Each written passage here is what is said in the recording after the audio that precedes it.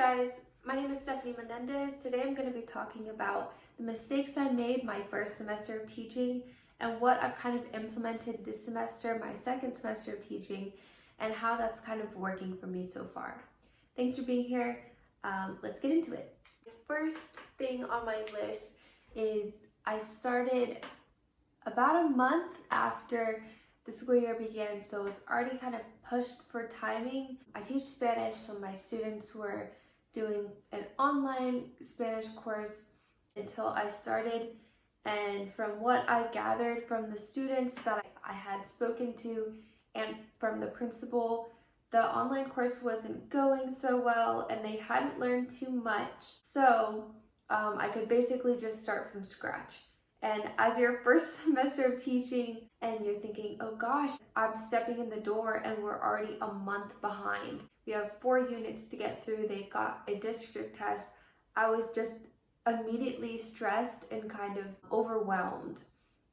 I was excited, but I knew that there was definitely going to be some timing issues more so than if I had just started on the first day. So with that, I tried to just get into it. I was like, hey, I'm Miss Menendez, it's great to meet you all. I'm happy to be here, but let's get into it. And I kind of regret that a little bit.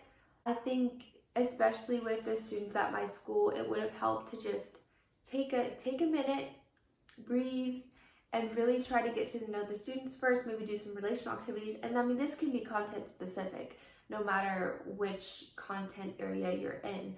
So that's something that I've definitely worked on and definitely implemented the first few weeks of my classes, maybe the first 5 minutes or so, maybe incorporating a get to know you bingo, asking questions for my higher level Spanish, saying these things in Spanish, try to see what they remember from previous courses and things like that, which also then can kind of help you gauge where they're at in any content really. So that has worked a lot better. I feel like immediately I've started getting the dynamic of students a lot quicker.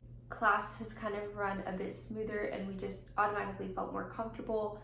I mean, that could also be because, I'd already been at the school for almost a semester and I had some repeating students. But even in classes where I hadn't had those students before, I think it went a little bit better and things were already running more smoothly. So that's just something I really suggest, is especially if you are someone that's new to the school, first year teacher, or you're coming in the middle of the year, just making sure your students know that you're willing and you're ready and you're excited to get to know them really kind of helps break the ice a bit. Next point would be detailed instructions.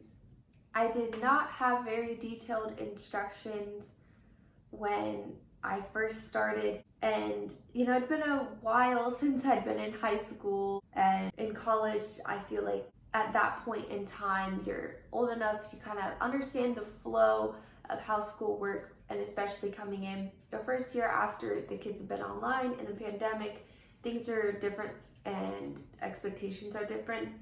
So not having detailed instructions made it so I was explaining myself 5 different times or just repeating myself a lot, and I really realized that I have to take it back, really look through these directions from the eyes of, first of all, a student that hasn't been in a classroom in a few years, and this might be their very first time stepping foot in a high school building and understanding high school expectations, especially with assignments and turning things in group work and everything that entails.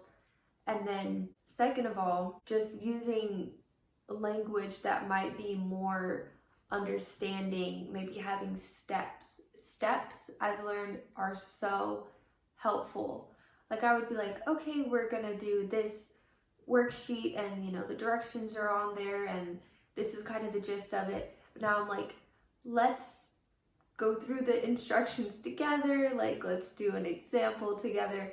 And then they catch on and they tend to understand you a lot better as the semester goes on. But that is definitely something I suggest, is that if it's your first time working with high schoolers, just really try to understand what they need as far as instructions and explanations go, because it can be a bit frustrating if you feel like you've explained it enough, but then you're gonna have to go back and explain it 10 more times.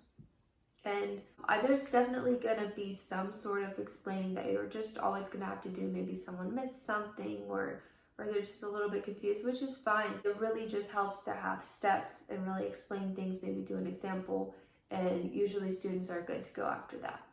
So that is something that I've really focused on this semester, and things seem to be going a lot better, and I'm repeating myself a lot less, which is nice, and it gives us some extra time to flow to new assignments and different parts of the class a lot easier.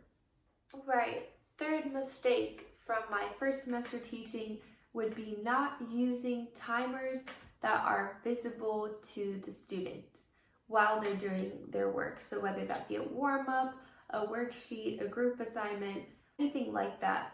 Part of that was because we didn't really have Promethean boards, and the way that my presentation or my screen was showing, it was hard to also have a timer up there. But now second semester, I have a Promethean board, so I have a few different options, and one of them that's been extremely helpful this far in the semester is having a timer that the students can see. So I can say, we are doing this warm-up and we are going to spend 12 minutes on it. Here's the timer. After the 12 minutes, we will convene. You know, if everybody finishes beforehand, great, we'll go over it, but you've got 12 minutes max.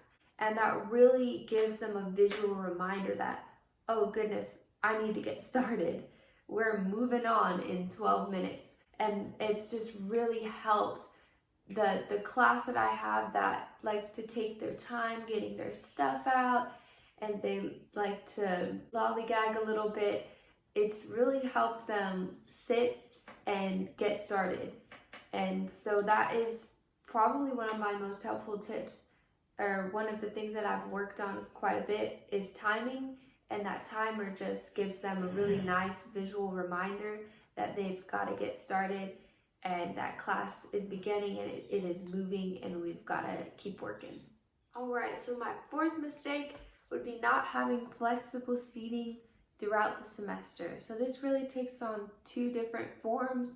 So my first form would be just kind of general, moving students throughout the semester. So really paying attention to who works well with whom.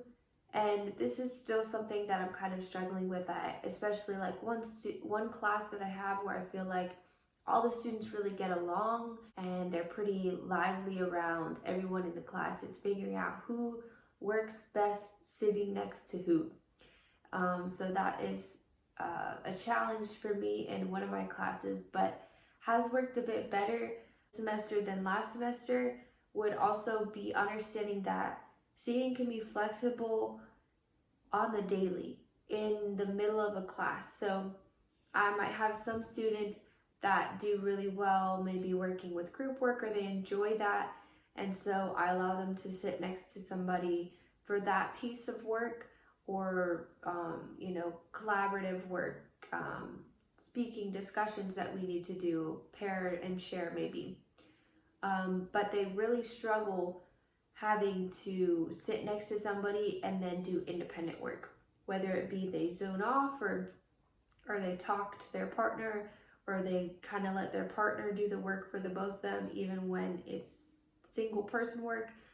So having that relationship to say, hey, group work is over, would you mind moving up to the front? Would you mind moving up to this chair? So really just allowing there to be mobility in the class, in the middle of the class. I saw that more of a disruption or a disturbance first semester, but now I see it as just a tactic to help maybe a particular student, and it only takes a second, especially when you have gained that relationship and really help them understand, this is the new expectation. For group work, you can work in groups, but then when it comes to singular work or personal work, it's your personal work, and that seems to work a bit better. Fifth and final mistake that I made first semester would be how I dealt with rude or disruptive behavior in class. So this one's a doozy. I put it last, but it's certainly not least. This is the biggest change that I've seen in myself and my personal classroom practice. And I think a lot of it came with just getting to know the students a little bit better. But there are some tips that I would like to share, and if I could go back in time and implement these, I definitely would. So first off, I would not get angry so quickly. I will say that my first semester teaching, the first really rude or disruptive behavior I had never been so mad in my life.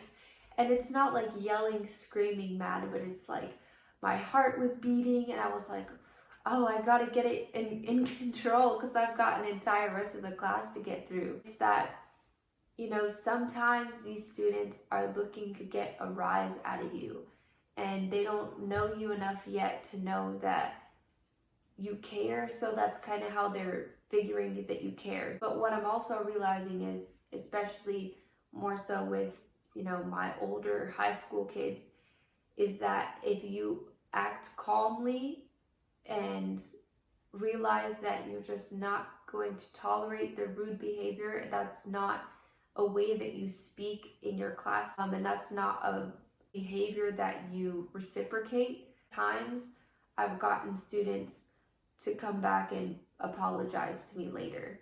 And that also comes with us building that relationship. So maybe go back to the step one is really building that relationship. But really just act calmly. Realize that a lot of times it's not what you've done to upset them. It's a personal thing, or it's something that happened in another class. They're having a bad day. It's a personal insecurity, something like that. But my second thing would be, as soon as you have an issue like this, talk to a veteran teacher and talk to a teacher that has had the student before and can kind of identify maybe their triggers or what works for them and what doesn't. One particular incident I can think of, I spoke to a few different teachers and they told me, this student really doesn't do well with you calling them out in the middle of class. They're a pull to the side, have a separate discussion sort of a kid.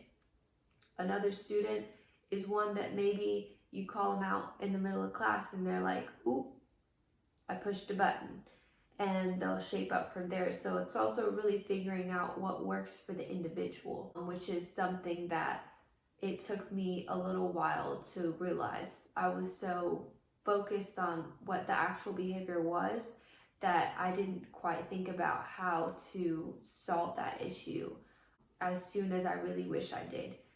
So that's definitely another thing to consider. Be talking to your peers, your coworkers, because they have some really good insight into these kids too. They might see them or know about a background that you don't know about yet, or a side that you haven't seen yet. So definitely utilize your resources there. So that takes us through the 5 mistakes I made my first semester teaching, what I have changed, what's worked for me. I hope this video helped you guys out. If so, give me a like, a subscribe, comment down below what you wish you'd done your first semester teaching, and I hope to see you guys in the next one. Bye!